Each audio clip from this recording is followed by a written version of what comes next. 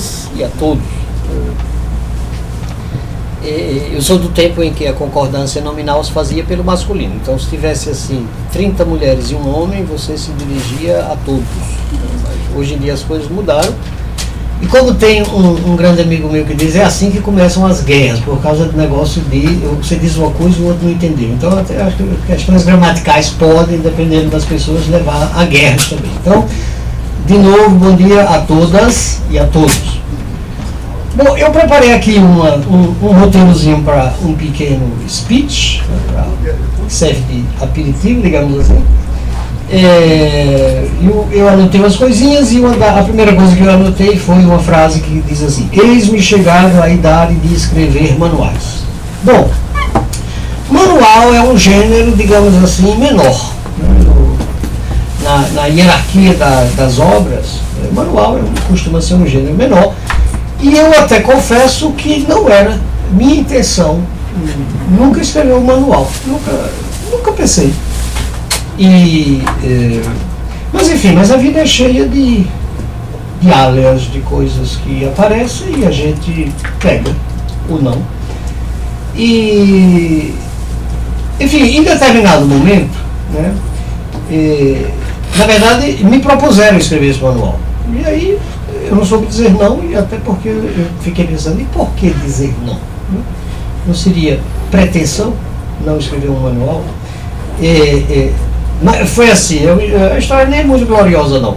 Eu tinha publicado um pequeno livro pela Vozes, que agora é minha editora, naquela coleção dos 10 lições sobre Hannah Arendt. E quando o livro chegou à 4ª edição, eu digo, eu acho que eu devo estar com algum cacife. Vamos ver se eles publicam outra coisa que eu tinha na gaveta. E propus. Bom, eles não aceitaram.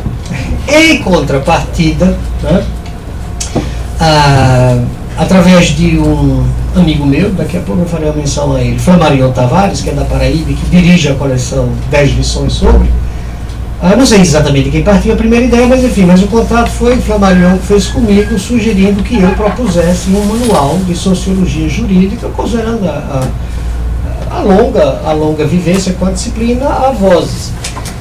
Aí entrou naquela fase que eu nunca tinha pensado, disse a princípio, eu não teria esse manual, depois eu disse, por que não? E aí comecei a pensar e tomei a decisão de escrever.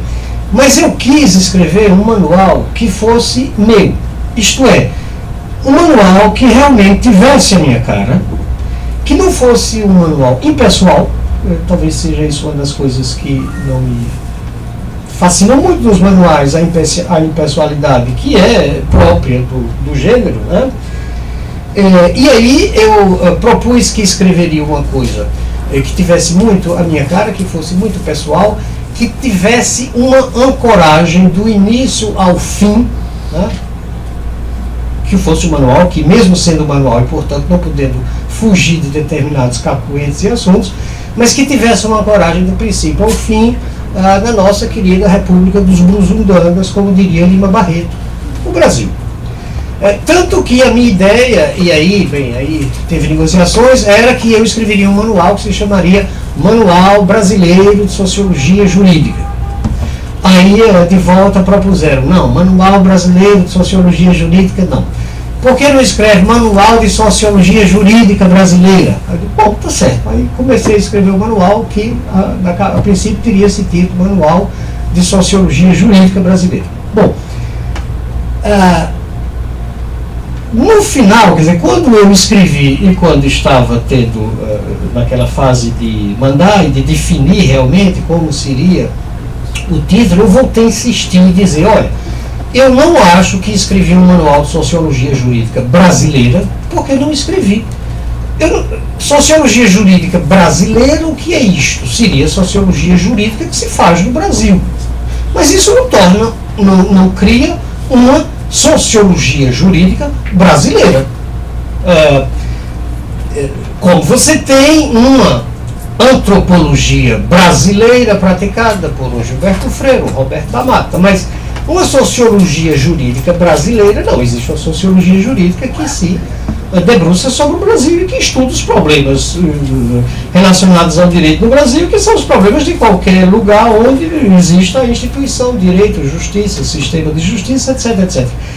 Mesmo, pensando comigo, mesmo um trabalho, digamos, o trabalho que entre nós mais tem envergadura teórica entre os sociólogos do direito brasileiro, que é o nosso querido Cláudio Souto, que tem uma ambição teórica de uma teoria geral do social que ele tem conectada ao próprio fenômeno jurídico. Mesmo aí, eu digo, não é um pensamento brasileiro no sentido de que tenha uma marca de algo produzido no Brasil, porque é um pensamento que pretende ter a marca humana, a marca universal da experiência humana. Cláudio Souto é um teórico que não pensa em termos do Brasil. Cláudio Souto pensa em termos de ser, fenômenos, relações entre qualquer tipo de ser, inclusive. Essa altura já não é apenas entre os seres humanos, é entre seres existentes. Bom, eu não vou entrar por aí, até porque não é um encontro para discutir o trabalho de Cláudio. Bom, aí eu digo, mas nem esse trabalho, que é do que seria uma sociologia jurídica original, com ambições teóricas produzidas no Brasil, eu chamaria de brasileira, porque não tem não tem uma marca, não tem uma antropologia própria brasileira, não tem um caráter, uma falta de caráter brasileira para definir o trabalho dele como tendo sido feito e identificado aqui com o que se passa do lado de baixo dos trópicos.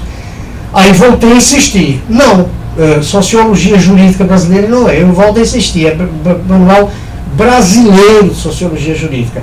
Aí o meu editor disse, olha, esse negócio vai ter que voltar a ser apreciado pelo conselho pelo conselhão, né? Esse editor Lídio, a pessoa com quem eu tenho contato, não é ele quem decide, lógico, ele influi, ele dá os pareceres, mas quem decide é o conselhão, e ele diz, vai ter que voltar para o conselho. Aí eu disse, olha, sabe de uma coisa? Não, vamos fazer o seguinte, fica... porque ele tinha sugerido, vamos ficar em manual de sociologia jurídica mesmo, que é como todo mundo faz. Tá bom, pronto. Então, a solução foi feita pelo caminho mais conciliatório, mais convencional. É um manual de sociologia jurídica, chamemos o manual de sociologia jurídica. Só que, em relação a isso, digamos, eu salvei a minha intenção. O conteúdo dele ficou como eu realmente queria, isto é um trabalho em que eu... insistentemente, do começo ao fim, estou me reportando ao Brasil, sem, por exemplo, falar em controle social, acesso à justiça, como se estivesse repetindo, resumindo, Capelete e Gart, e por aí vai. Eu quis fazer uma coisa que fosse, como disse, né, que tivesse uma identidade, não no sentido identitário de uma identidade nacional, eu nem chego a ser, desse ponto de vista, muito nacionalista, não, mas que tivesse como objeto de reflexão sempre objetos situados aqui. Aí, eu vou fazer uma pequeníssima leitura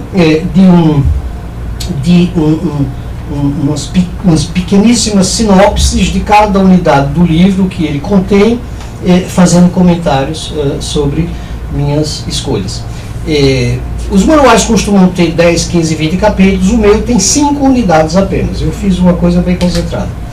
A primeira unidade tem o seguinte título, a tradição sociológica e a realidade brasileira. Com isso eu quero dizer o seguinte,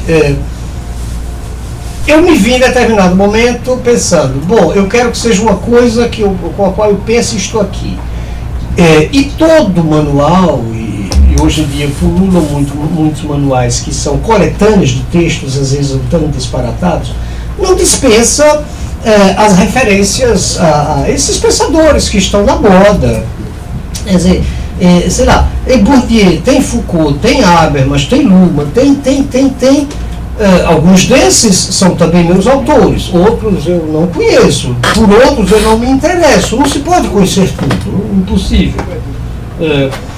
Aí eu digo, olha, sabe de uma coisa, em termos de tradição sociológica, eu vou ser o mais convencional possível, eu vou fazer o que qualquer manual introdutório de ciências sociais tem, mas, como disse, dando a minha feição, procurando dar a minha feição, eu vou abordar os famosos 3 porquinhos, Marx, Durkheim e Weber, e ver daí o que eu posso fazer. E vou esquecer Habermas, vou esquecer Foucault, vou esquecer Luhmann, vou esquecer não sei quem, vou esquecer não sei quem, vou esquecer até Claudio Souto. Bom, então a primeira parte, a tradição sociológica e a realidade brasileira, é descrita assim. Eu vou ler e farei um comentáriozinho adicional rápido. Trata-se de abordar os fundadores da tradição sociológica em questões nas quais eles podem ser úteis para se perscrutar a realidade brasileira contemporânea. Aí eu dou exemplos. O conceito de mercadoria de Marx, por exemplo, pode ser útil para se analisar o processo de mercantilização de direitos econômicos como a saúde. E aí, veja, eu abordei então Marx por esse viés, procurando ilustrar com eventos que me ocorreram com pedras no caminho, no sentido mundiano da palavra, digamos assim, em que eu tropecei. Aí, para falar sobre o processo de mercantilização das relações das instituições que ocorrem nas sociedades capitalistas, como detectado por Marx como um complexo inerente às sociedades, eu me vali de um outdoor que eu vi um dia indo para casa de cá, enfim, um outdoor de um hospital, né, perto, no caminho da minha casa, um hospital, com um outdoor imenso. A distância não dava para ver o que é que o outdoor dizia. Eram pessoas de bata, felizes. Poderia ser um outdoor de cozinheiros felizes, porque todos vestidos igualmente, de bata e tal, numa cozinha, fazendo gestos de felicidade, chamando as pessoas para irem lá, parecendo aquela publicidade da Caixa, vem para a Caixa você também. Quando eu chego perto, eu vejo que eram as pessoas uniformizadas, era aquele uniforme verde de salas de cirurgia. Eu digo, bom, eu acho que isso é uma boa imagem para ilustrar esse processo de mercantilização das relações sociais, de mercantilização de bens como saúde, educação. Educação também entra, mas não vamos entrar por aí agora não. E usei tal. Bem, passamos por Marx. Depois de Marx, o conceito de crime de Durkheim pode ser útil para se analisar processos como a criminalização ou descriminalização das drogas. Durkheim, vocês sabem, é um autor, digamos assim, é um autor que provocou uma espécie de revolução copernicana na noção sobre o que seja crime, fazendo aquela inversão famosa, não é porque algo é crime que nós reprimimos, é porque nós reprimimos que algo se torna crime. Tá? É uma visão anti-ontológica do crime, anti-essencialista. Nós vamos aqui discutir essa visão de Durkheim, que eu já discuti, aliás, em outro trabalho. No que diz respeito aqui, eu apenas chamo a atenção para essa concepção durkheimiana, que é bem interessante, e que vai irrigar, malgrado Durkheim ter sido um conservador, vai irrigar a criminologia crítica, por exemplo, que é bem tintada de vermelho marxista, agora no final do século XX, começo do século XXI, através do Labeling Approach, de Howard, de Beck, patatá. Bem, o caminho é longo, não vou fazer aqui uma conferência sobre Labeling Approach. Mas, enfim, eu quero dizer que quando eu abordei Durkheim, eu procurei abordá-lo tratando de coisas assim.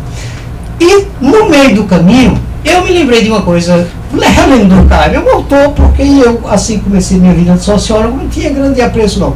Eu continuo achando meio bobão em algumas coisas, mas em outras coisas eu acho que ele é muito lúcido.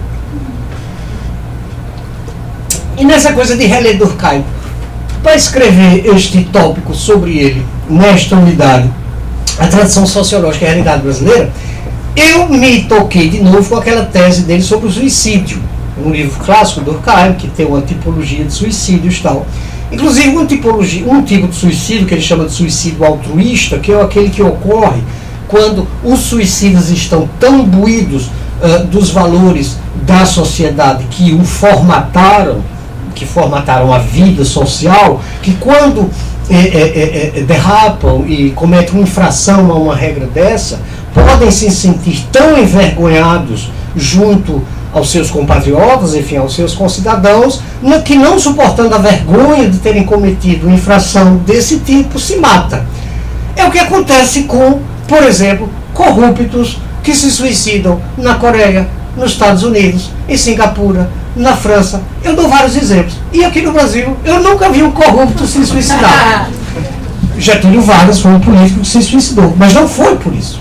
Então eu peguei essa teoria do suicídio altruísta do Durkheim para fazer uma brincadeira, entre aspas, sobre, tentando responder essa pergunta. Por que no Brasil você nunca viu algo assim? Bem, deixemos a pergunta em suspenso. E finalmente, de Weber, né, o conceito de dominação legal racional pode ser útil para se analisar o patrimonialismo endêmico da nossa cultura política e assim por diante. Com o que eu passo a descrever o que é a segunda unidade do livro, o pensamento social brasileiro e o direito. E para o pensamento social brasileiro, deixe-me dizer o que é que eu estou querendo dizer. Você tem autores como Sérgio Buarque e Raimundo Faoro, onde a influência e presença de conceitos e percepções weberianas sobre burocracia, patrimonialismo, etc., etc., são visíveis, mais do que visíveis, fazem parte das referências explícitas dos autores. Mas, enfim, a minha pequena unidade sobre o pensamento social brasileiro e o direito, eu a descrevi assim. Na sequência da unidade anterior, Marx, Durkheim e Weber, os três porquinhos tradicionais, serão expostos textos clássicos do pensamento social brasileiro que enfocam nossa tradição patrimonialista, clientelista e autoritária, numa palavra pré-moderna e antidemocrática, da qual, aliás, o judiciário brasileiro não pode se considerar ausente. São analisados autores como Sérgio Buarque de Holanda, Roberto da Mata, Raimundo Faoro e Oliveira Viana, não simplesmente por serem prata da casa, mas por serem prata da melhor qualidade e falarem do Brasil. O jurista brasileiro não pode deixar de conhecê-los. E ainda que os dois últimos, no caso Raimundo Faoro e Oliveira Viana, tenham sido juristas, são autores que normalmente ninguém lê nas nossas faculdades de direito. Bom, em relação a isso, a essa tradição patrimonialista, clientelista, patati patatá, eu chamo muita atenção, eu gosto sempre de chamar atenção para isso, até porque eu li Roberto da Mata, eu li Sérgio Buarque, eu li Raimundo Faoro e eu li Oliveira Viana, que é preciso em relação a essas coisas, sobretudo no tempo que estamos vivendo, em que as pessoas estão atirando pedras umas nas outras, que essa história de patrimonialismo e corrupção, o que é que seja no Brasil, não é uma coisa deles, de apóstrofo eles com E maiúsculo, isto é, aqueles que estão no poder lá, nos explorando, nos esmagando e nos oprimindo, e nós aqui, coitados, oprimidos, sofrendo a dominação corrupta, burocrática, patrimonialista e clientelista deles. Isto é um novelo que envolve a sociedade brasileira toda. E em relação a isso, eu gosto de usar um trecho de um clássico da nossa literatura do século XIX. Vocês sabem que eu sempre gosto de fazer pegar essas veredas pela literatura. Memórias de um sargento de milícias de Manuel Antônio de Almeida, onde tem uma célebre cena que é hilariante, em que o sargento em questão, que se chama Leonardo Pataca, eu esqueci, enfim. Leonardo é realmente um pequeno safado, corrupto, enfim, é um péssimo sargento de milícias, né? E de vez em quando ele faz coisas, mas enfim, é Macunaíma, como é o nome daquele Dona Flor, é Vadinho, enfim. Leonardo faz coisas que de vez em quando a própria corporação a que ele pertence diz, bom, assim não, tem que ter limite, tem que moralizar a coisa. E o famoso Major Vidigal, que foi um violento, autoritário, chefe de polícia que existiu na passagem da colônia para a República, da colônia para o Império, para o primeiro reinado, que existiu de fato, é personagem do livro. Em determinado momento, o Major Vidigal aplica um corretivo a Leonardo. Mas Leonardo tem uma madrinha, uma mulher chamada Maria Regalada, que é muito amiga do Major Vidigal. Inclusive, sugere-se a relação de amizade deles vai além da simples visita de cortesia. há coisas de corte no meio da história. Maria Regalada é uma alcoviteira, um tipo meio ambíguo. Bom, Maria Regalada vai interferir junto ao Major Vidigal a favor do afilhado dela, o safado do Leonardo.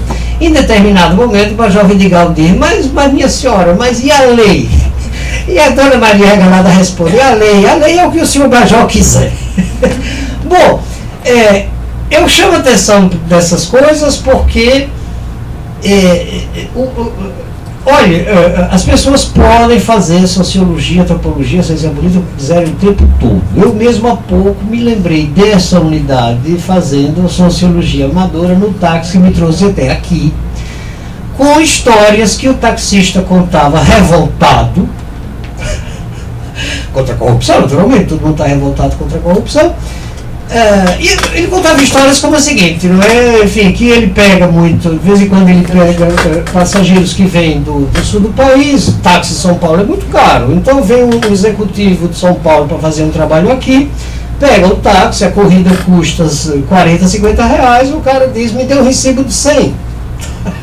Ele dá, mas ele dá e pega também uma parte para ele. E o cara não queria dar a parte dele. E ele estava revoltado com esse camarada. Quer dizer, a corrida custou 40, digamos, ele deu 100, ele não deu 60 de troco, ele quis dar 40 de troco, ficar com 20zinho dele de lado. Quer dizer, todos ganhamos. Mas ele estava revoltado, inclusive com um passageiro, um português, ele falou muito mal dos portugueses, que disse que era tudo assim, e lógico, com a corrupção brasileira de modo geral. E essa pessoa, eu acho que fala isso na maior inocência do mundo, na maior naturalidade do mundo. Enfim, é só para evitar julgamentos maniqueístas, tá? Depois a unidade terceira trata do que eu chamo, enfim, a perspectiva crítica. Eu vou ler rapidamente, até porque eu também não quero falar muito. A unidade aborda um amplo movimento que, a despeito de ser multifacetado, é uma coisa que teve muita presença no Brasil, explícita e que continua presente, obviamente, com outros nomes e através de outros igarapés subterrâneos e tal. Remonta aos anos 1970, engloba tendências teóricas e práticas que vão do pluralismo jurídico ao direito alternativo, estou falando da perspectiva crítica do direito, tá? Passando pelo uso alternativo do direito. Eu acho que essa coisa toda hoje pode você estabelecer fios de segmento, por exemplo, com movimentos como a criminologia crítica, descriminalização disso e daquilo, abolicionismo penal e por aí vai. Mas enfim, só para dizer que essas coisas, elas passam, às vezes os rótulos passam, mas as coisas vão ficando, vão se irradiando, vão se misturando com outras, criando novas coisas e tal. É tudo assim mesmo, meio complicado. Esses tópicos da perspectiva crítica costumam estimular os alunos a discutir questões relacionadas à vocação que deve ser da sociologia jurídica das nossas faculdades, uma matéria que estimula a postura reflexiva e uma visão crítica da nossa realidade. Esse final realmente é lugar comum, mas tudo bem, de vez em quando a gente não pode escapar disso. Depois vem um capítulo interessante que eu não pensei de jeito nenhum, e até no início disso, eu não vou escrever um negócio desse não, que está parecendo coisa para vender. Que é um capítulo prático que se chama, unidade com interesse bem prático, se chama Tendências Atuais da Sociologia Jurídica, Indicações. Eu vou ler a pequena sinopse e depois comento, porque realmente eu tive uma resistência a escrever. Porque estava me parecendo assim uma coisa meio mercantilista. Já que eu tinha falado na mercantilização das coisas todas, mas enfim, a gente vive no capitalismo, não é? Eu gosto de me lembrar, enfim, o velho Marx, no Manifesto Comunista, tinha dito que as mercadorias um dia destruirão aquilo que os exércitos não conseguiram, derrubar as muralhas chinesas. E atualmente isso está acontecendo, só que a muralha está sendo derrubada não por mercadorias jogadas daqui para lá, mas jogadas de lá para cá. Enfim, o mundo é complicado, é fascinante e às vezes chega a ser um pouco monótono, mas enfim, vamos para frente. Tendências atuais da sociologia jurídica seria então o seguinte: a unidade aborda alguns temas da sociologia jurídica que poderão interessar um futuro bacharel desejoso de se submeter a um concurso público. Ela foi elaborada a partir do fato bem concreto de que, atualmente, Importantes instâncias de acesso à função pública na área jurídica têm previsto temas da sociologia do direito como matéria nos concursos que realizam. Atenção, né? A exemplo do Conselho Nacional de Justiça e da Ordem dos Advogados do Brasil. Trata-se, assim, de uma área a não ser negligenciada pelo futuro bacharel interessado em assumir um munus público. Como vocês sabem que as pessoas hoje entram no curso de Direito 90% ou mais, se preparando para fazer um concurso público, meu editor disse, veja, em que um manual pode interessar esse público jovem? Aí eu cá comigo, eu digo, bem, foi essa parte assim que criou uma certa resistência intelectual minha para escrever um capítulo que pudesse servir para a gente que vai fazer concurso. Eu digo, primeiro que eu vou concorrer com tanto cursinho por aí, mas esses cursinhos por aí geralmente não abordam essas coisas, tal. Aborda a matéria mais dogmática mesmo. Aí eu digo, bem, eu vou fazer, tá? Até porque eu fui fuçar as coisas e aí, como eu disse, eu constatei que o CNJ e o OAB tem resoluções hoje em dia estabelecendo matéria, inclusive estabelecendo tópicos de assuntos que devem constar. Aí eu tive uma ideia adicional, nesse concurso, eu tive uma ideia adicional para tornar a coisa realmente muito mais atraente para um jovem interessado, não apenas em aderir à criminologia crítica, mas também interessado em fazer um concurso público. Eu fui, com a ajuda de alunos, ex-alunos que eu nomeio nos meus agradecimentos, atrás de vasculhar um pouco concursos que já houve no Brasil nos últimos tempos, onde caíram questões relacionadas a isso, sociologia jurídica. E, de fato, consegui esse material, eles conseguiram, passaram para mim, eu sou incapaz de conseguir essas coisas hoje, porque é tudo virtualmente, mas eles conseguiram, passaram. E aí, foi interessante porque para cada tópico de assunto que está previsto como podendo constar em concursos públicos, eu consegui encaixar uma questão que já foi formulada em concursos pretéritos para comentá-la, dizer como seria a resposta correta e por que seria a resposta correta e tal. Aí foi que o capítulo se tornou interessante para mim. Eu que tinha criado resistências no início, adorei tê-lo escrito. Por quê? Porque quando eu me pus veja, eu tenho uma certa quilometragem, enfim, como em sociologia jurídica, essa coisa toda. Então, eu fiz o seguinte, eu peguei porque as questões têm um enunciado e depois 4 opções, sei lá, e eu digo, eu vou responder e comentar. E depois eu tive a curiosidade de pensar o seguinte, e será que eu respondi certo? Bom, eu digo, então eu vou responder às cegas e vou ver depois. Aconteceu de interessante foi, em 2 questões pelo menos, eu tive dificuldade em escolher qual seria a certa. Tive dificuldades, mas consegui acertar. Agora, o mais interessante, quer dizer, eu fiquei pasmo, foi que eu errei a resposta de uma questão relacionada a controle social informal. Que, puxa, eu digo, mas não é possível, eu acho que eu entendo um pouco desse assunto. E eu errei. Fui ver qual era a resposta certa, e aí eu transformei, por exemplo, esse capítulo num capítulo onde eu discuto as opções certas. Algumas são evidentemente certas, tá? Todos estamos de acordo. Em relação a outras, como eu disse, há dúvidas, porque mais de uma resposta poderia ser certa, e se chegar a uma apreciação judicial também o juiz vai achar que uma terceira pode ser, e houve uma em que eu errei, e eu acho que estou certo. A partir disso, eu pensei no seguinte, veja, bem, então isso tudo está no livro, né? Digamos, eu fiz esse capítulo assim, digamos, em tempo real, que não é em tempo real, mas eu escrevi como estava trabalhando em cima das questões formuladas. Inclusive relatando isso, a resposta errada que dei, errada entre aspas, a resposta certa que o formulador escolheu, certo e errado, aí é tudo convenção. E continuei argumentando contra e a favor da minha resposta.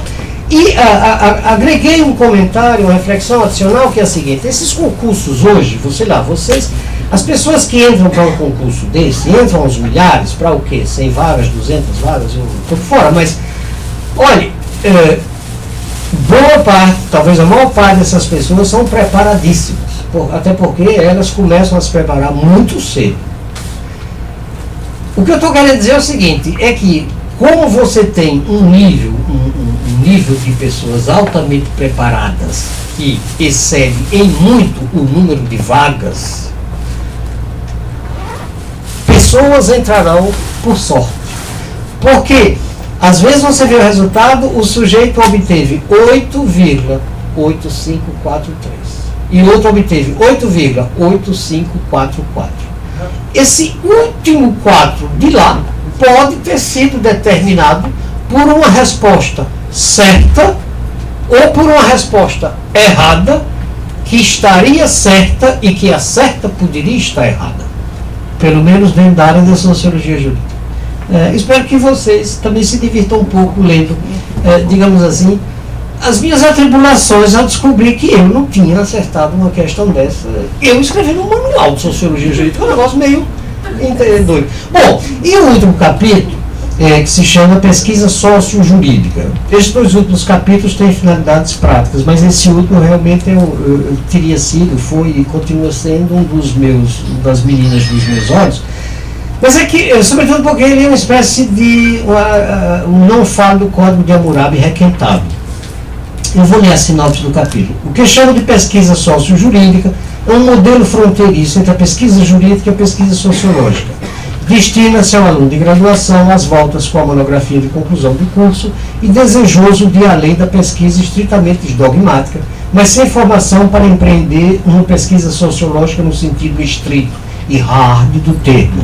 A unidade tem finalidades bem práticas e espero o autor pode ser de alguma relevância para um agiornamento da pesquisa no interior das faculdades de direito. Como eu dizia, ela é, na verdade, um não falo do Código de Hammurabi requentado. Eu faço referência a isso porque esse texto meu é relativamente conhecido, talvez aqui alguns conheçam, e o que aconteceu foi o seguinte: a princípio eu pensei que iria simplesmente pegar esse texto e colocar como um dos capítulos, como esse capítulo final do livro. Isso é muito comum, afinal, você aproveitar coisas que foi fazendo ao longo da vida numa obra que depois colige sua experiência, o que você fez no passado. Acontece que quando eu fui ler o Não Falo do Código de Hammurabi, não releio, aliás, o título certo é Não Falo do Código de Hammurabi, porque muita gente diz que é Não Me Fale do Código de Hammurabi. Eu digo, não, esse Não Me Fale é muito arrogante, é Não Fale. Não é Não Me Fale, pode falar, não tenho nada contra. Aí, veja, quando eu comecei a ler, eu vi que eu queria mexer muito, porque é um texto que você escreve 10 anos antes. 10 anos depois você quer mexer muito achando que vai melhorar. Eu acho que melhorei. Aí, mas como eu mexi muito, depois ainda pensei, esse texto, esse é o Código de Hammurabi revisado, tá? Eu digo, sabe de uma coisa? Eu vou fazer uma coisa que é uma linguagem de manual, a pesquisa sócio-jurídica, e pronto, deixa esse negócio de não me falar do Código de Hammurabi, fica um nomezinho muito artístico, muito comercial. Bom, então, esse texto que está aqui, esse capítulo está aqui, fiquem sabendo, é um não falo do Código de Hammurabi retrabalhado. Mas ele foi tão retrabalhado que eu considerei que era um texto bastante diverso do anterior. Eu acho que é melhor. Mas aí aconteceu uma coisa engraçada um dia desse, que eu disse, eita, eu devia ter deixado, era o outro título mesmo, o velho texto. Aconteceu uma coisa engraçada que foi o seguinte: eu fui honrado com uma proposta para ir fazer o lançamento desse livro numa determinada faculdade de Direito, aqui, enfim, em outro estado, e o material publicitário que o pessoal preparou, que propôs, me apresentava assim: Luciano Oliveira, autor de Não Fale do Código de Hammurabi, está lançando o Manual de Sociologia Jurídica. Eu digo, poxa, o Não Fale do Código de Hammurabi é mais famoso e vai continuar, acho mais famoso, se for mesmo. Veja como as coisas são engraçadas às vezes, né? Enfim. Bom, é isto. Eu agora gostaria só de terminar fazer uma menção meio redundante, mas aproveitando que algumas estão aqui e até porque eu acho que devo fazer para externar agradecimento, afeto e tudo, né, que tem em relação a determinadas pessoas. Há uma página de agradecimentos aqui, que é até certo ponto autoexplicável. O primeiro agradecimento é a Flamarion Tavares, como eu disse, ex-professor da Paraíba, que é o editor daquela coleção, né, dos 10 lições, E que foi através dele que surgiu a ideia, enfim, pelo menos do início ele foi o liame entre mim e a Voz para a elaboração do manual. A ideia foi dele, ou pelo menos foi ele que transmitiu a minha ideia. Eu sou muito grato a Flammarion, nesse sentido, uma pessoa muito atenciosa e briga pela causa dos protegidos dele. Zé Reinaldo Lima Lopes, Zé Reinaldo em determinada época da vida, digamos, eu digo isso brincando, eu fui menino de Joaquim Falcão. Quando eu vim estudar sociologia aqui, ele era meu orientador e eu era o menino dele. Assim, aquele discípulo que, quando o sujeito viaja, vai dar aula no lugar dele, essa coisa que vocês sabem. E Joaquim viajava muito metido com coisas importantes. Zé Reinaldo era o menino de Zé Eduardo Faria, de São Paulo. É um cara que eu conheço desde essa época, é uma pessoa com quem eu mantenho, embora muito esporadicamente, mas um contato sempre caloroso e afetuoso. Em determinado momento, quando eu digo o incentivo, é porque realmente ele me incentivou, porque em determinado momento ele se propôs a representar meus interesses junto a uma editora de São Paulo, para eu publicar um livro. A coisa também não foi para frente e tal. Mas enfim, um velho amigo, eu achei que deveria mencionar Zé Reinaldo, porque a ideia de escrever um manual também contou com o apoio dele. Bom, depois vem pessoas muito queridas minhas, né? Manuela Abate, Raiz Duarte, Mussa Azim, Diego Lemos, Cristóvão Gonçalves e Avner Pinheiro. Cadê Avner por aí? É porque quando eu penso em Avner, eu vejo o Brederói. Mas enfim, eu digo aqui o que é verdade, são ex-alunos queridos e interessados, daqueles que o professor procura quando entra em sala de aula. Esses alunos existem, pela ajuda que me deram em vários momentos na redação deste manual. Alguns até se surpreenderam, porque disseram, mas que ajuda eu dei dele? Bom, Manuela, que está aqui presente, Manuela é minha assessora para assuntos gerais e específicos, como eu digo aqui, relacionados ao mundo do direito, das instituições jurídicas, policiais, Diaba 4, enfim, o mundo que mete medo. Manuela, eu estou precisando de saber um negócio, de um dado sobre taxa de reincidência no Brasil. Eu ligo para ela, ela diz, você já viu a última publicação do IPE? Eu digo, não. Ela diz, então veja. Eu digo, como é que eu faço? Vá no Google e coloque reincidência criminal, IPE. Aí eu vou e está lá, 160 páginas, um relatório extraordinário. Mas também assim, eu tenho em casa, minha mulher que precisa pagar uma GRU, GR, né? Guia de Recolhimento da União, e não sabe direito como é que bota lá o... Ela diz, você sabe? Eu digo, não, eu vou ligar para a Manuela sabe. Bom, Raíssa não está aqui. Raíssa é uma pessoa que sempre aparece nos eventos onde eu estou, é muito discreta, mas ela teve bebê bem recentemente, acho que está cuidando de coisas mais interessantes. Mas ela é uma pessoa que eu gostaria realmente de mencionar, porque sem ela foi a pessoa que, como ela diz, olha, eu sou concurseira profissional, pode confiar em mim que eu acho. Foi ela que conseguiu aquelas questões que tinham sido formuladas em concursos Brasil afora e passou para mim. Bom, Mussa Azim, trabalha com ela, participou dos outros.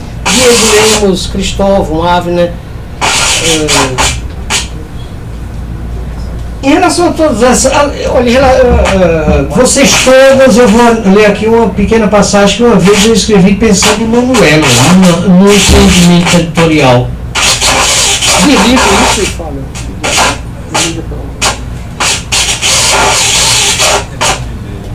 Melhor desligar, não eu falo. Pior se não for a Manuela. Foi na Manuela. Tá bom. Professor, desliga aí no seu microfone. Não é melhor desligar tudo, não. Vocês não estão me escutando. Vamos. Então, houve uma vez, isso já faz alguns anos, que nosso querido amigo Raton disse, não, vamos publicar um livro, professor. Eu disse, vamos. Aí eu digo, bom, junta os textos. Tem muitos que não estão digitados, aí tem que fazer como é que chama? Escanear, Aí lá vai a Manuela fazer esse trabalho todo, organizo o livro. E Raton depois esqueceu.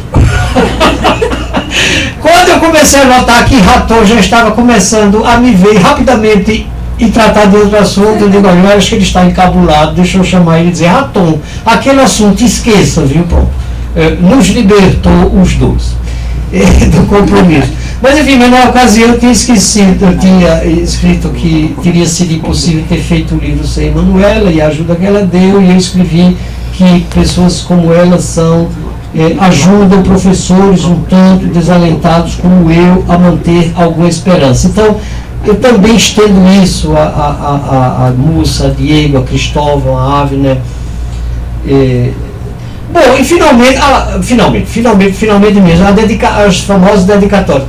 Foi a única coisa que eu não gostei no livro, eu achei que está muito bonito. É verdade que esse martelo de juiz de seriado americano é muito americano, mas tudo bem. Mas é bonita, é charmosa. Agora, a única coisa que eu não gostei, mandei dizer ao meu editor, disse, olha, se sair uma segunda edição, bote uma página só para ela. É a dedicatória, a gente dá importância a isso, e ela aparece no verso da página dos agradecimentos. As pessoas nem veem, porque nessas páginas iniciais do livro, você sai virando a página e nem olha o que está no verso. Bom, mas enfim, eu faço uma dedicatória a Eliane Junqueira, que eu considero o nome mais importante da minha geração de sociólogos do direito. Eliane Junqueira é carioca, já fizemos muita coisa juntos, e quando ela recebeu isto, ela ligou para mim para dizer que achou que eu estava sendo generoso demais com ela. Eu digo, não, Eliane, eu estou sendo justo. Eu acho que você foi o nome mais importante. Porque quando eu digo você foi, é a minha geração, não é a geração de Cláudio Souto, de Joaquim Falcão, de Zé Eduardo Faria, de Miranda Rosa no Rio. Não, é a geração dos rebentos dessa primeira geração. Sou eu aqui, você no Rio, Zé Reinaldo em São Paulo e tal. Mas de todos nós, quem mais dedicou com exclusividade intelectual, sim, quase exclusividade, boa parte da vida acadêmica à sociologia jurídica, inclusive no que diz respeito à institucionalização da disciplina, ao diálogo da disciplina com outros setores das ciências sociais, foi você. Agora, é que a Eliane Junqueira, além de ser um tipo também bem retraída como eu sou, ela em determinado momento abandonou tudo, deu onde Greta Garbo, Let Me Alone, foi embora. Ela teve 2 filhos, dedicou-se à maternidade, e Eliane, os pais dela tinham recursos, ela herdou uma fazenda, e foi cuidar de gado, capim, roça, de empregado, não sei, enfim, Eliane virou proprietária rural. Ela me disse um dia desse, alguma vez conversamos, e ainda continua dando aula na PUC, mas continua dando uma aula, mas realmente sem. Ela abandonou mesmo a carreira acadêmica, intelectual, de importante sociólogo do direito no Brasil. Bem, e depois de uma menção a Vânia, minha esposa, meu porto sereno e seguro, meu amor outonal, meu penúltimo e meu último amor. Bom, depois vem Nini e Mioca, alguns daqui sabem quem são. Eles são filhos nossos, mas não são filhos biológicos. Eles foram adotados, mas eles não são da nossa espécie.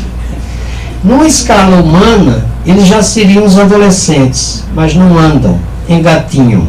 São capazes de pensar, mas o raciocínio deles não vai além da indução, mais simples possível. E não falam, embora se comuniquem com a gente quando têm fome ou querem carinho. Eles alienam a casa onde moram, que é também a casa deles. São 2 gatinhos.